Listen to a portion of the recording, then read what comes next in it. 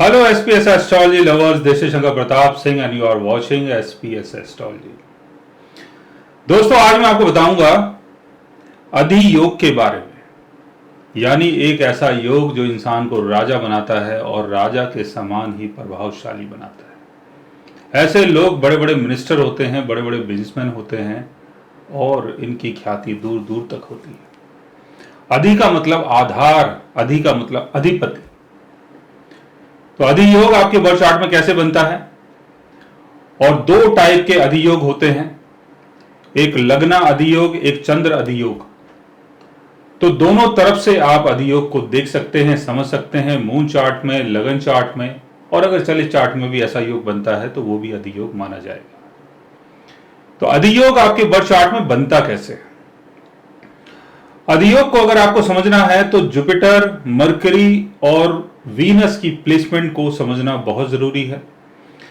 Jupiter, mercury और Venus आपके लगन से 6th अवे, 7th अवे या 8th अवे प्लेस्ड हों, या तो एक साथ हों या अलग अलग हों, या एक किसी हाउस में हो, दो किसी हाउस में हो, या तीनों एक ही हाउस में हो, या तीनों अलग अलग हाउस में हो, मून चार्ट से और लगना चार्ट से, तो आपके बर्थ चार्ट में अधिपति अधियोग बन जाता है। तो समझने की कोशिश करते हैं कि अधियोग बनता कैसे। यह है आपका एसेंडेंट, एसेंडेंट से 6th अवे, एसेंडेंट से 6th अवे। हालांकि 6th अवे मतलब 6th अवे जो है, जो छठा घर जो होता है, वो शत्रु का, बीमारी का, प्रॉब्लम्स का, लिटिगेशन का, कर्जे का, हर चीज का होता है। लेकिन ये अधियोग आपको उन चीजों से बचा देता है अगर आपके बर्थ चार्ट में बन रहा है। और 7th हाउस पार्टनरशिप का हाउस है, 8th हाउस चेंजेस ट्रांसफॉर्मेशन का हाउस है। तो 6th हाउस और 8th हाउस जो है लॉसेस के हाउस माने जाते हैं।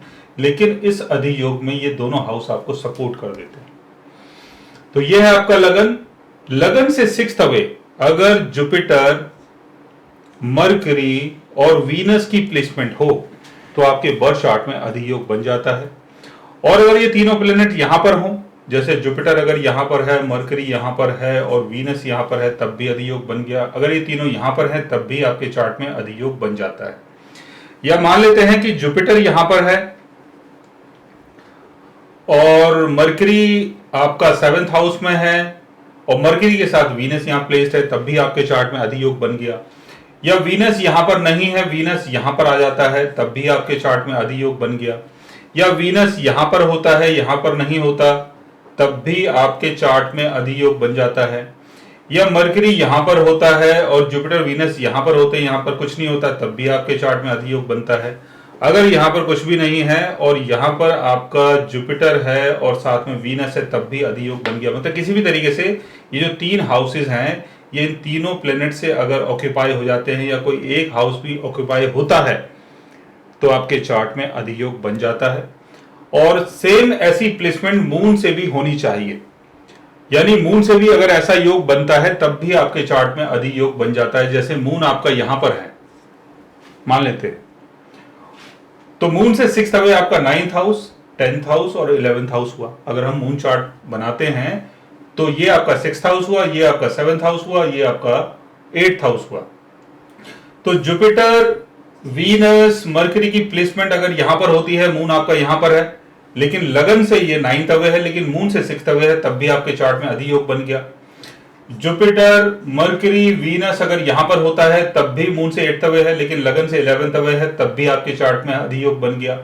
या जुपिटर यहां पर है, मरकरी यहां पर है, वीनस यहां पर है, तब भी अधियोग बन गया। मतलब जो मैंने आपको समझाया था, अगर ऐसी प्लेसमेंट मून से भी बनती है, जुपिटर की, वीनस की, मरकरी की, तो आपके चार्ट में अधियोग बन जाता है। लेकिन खाली अधियोग बनने से कुछ नहीं होता है।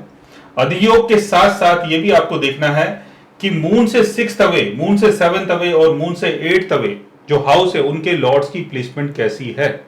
अगर उनके लॉर्ड्स वीक हो जाते हैं, जैसे मैं बताता हूं कि राहु, शनि, केतु के साथ होते हैं, कंबस्ट होते हैं, रेट्रोगेशन में होते हैं, तो हो सकता है कि अधियोग बना तो हो लेकिन उसका बेनिफिट आपको ना मिले। तो ये जो अधियोग है ये आपको बेनिफिट जब ही देगा, यानी जब ही करवाएगा, जब 6th house, 7th house, 8th house के लॉर्ड की प्लेसमेंट अच्छी है और आपके लगन की प्लेसमेंट अच्छी है, मून राशि, मून चार्ट में अगर मून जो भी जिस राशि में मून बैठा हुआ है उसके लॉर्ड्स की प्लेसमेंट भी अच्छी होनी चाहिए, तभी अधियोग का बेनिफिट आपको मिल सकता है।